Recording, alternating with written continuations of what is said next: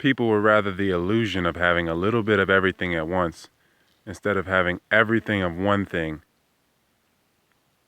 at one time. So to have whole experiences from one experience to the next, to have wholesomeness from one experience to the next, to have complete experience instead of having a little bit of this, a little bit of that, a little bit of this, a little bit of this, getting crumbs of the pie. Pie being infinity, pie being yourself. So that's just what we have to realize. A lot of it comes down to competing with ourselves. Again, you push, when you chase anything, you push it away. So we continually give energy, invest energy into pushing for something, pushing the energy out, pushing the energy out, pushing the energy out, and never allowing it to come back. Because it has to come back. But if you continue to exhaust yourself, it won't come back until the next lifetime, or you just get fragmented and all your kids reap the rewards of all what you've pushed out. Because it'll come back. The energy has to come back. This is physics. The energy has to come back. You reap what you sow, karma, whatever you name, just more comfortable for you.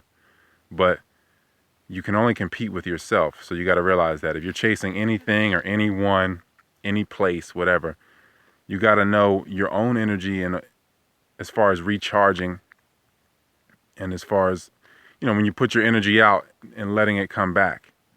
So, because if you continually just stimulate, again, that has everything to do with the sugar addiction. Stimulation is not nourishment.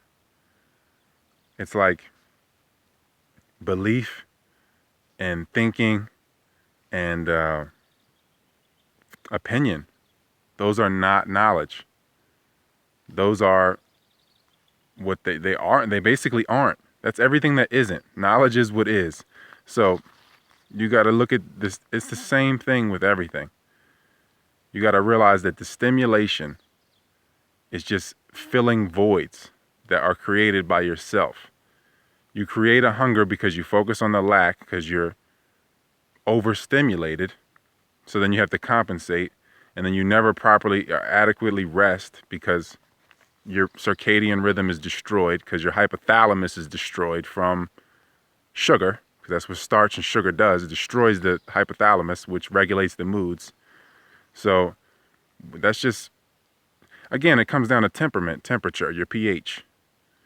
The more you stimulate, the more that fluctuates, the more your thoughts fluctuate, the less control you have over manifestation, and then you get little bits of everything at once coming back to you instead of doing whole things, getting the whole experience, going through a whole lifetime. Then you go to the next lifetime, which is a day. So you go from one to the next, which is, there's no separation really, but if it's wholesome, then again, because it's always one. Again, that's why Jesus is the one begotten Son, because we're all reflections of the same light. There's only one lesson to learn. It's universal law. There's only one thing to learn.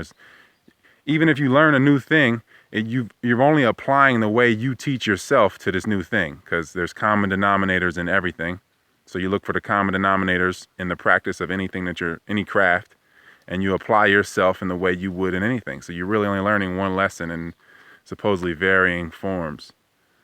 So it's just about energy management. But again, we've become psychopaths to stimulation because we're chasing things. We're putting, again, it's just the value systems, putting wants over needs, and not really realizing what's going on because of the anxiety from the sugars and things. Because it creates the anxiety, then you beget the anxiety from the stimulation, and then the exhaustion comes, and then it just continues and continues and continues because you're working to eat, eating to work, and it just never ends. And you never are satisfied, ever. So, ROYALT512 at yahoo.com, RBud for the books and ebook format on Amazon, and Jesus Christ 19 on IG. Taylor Bud is a Facebook parasite.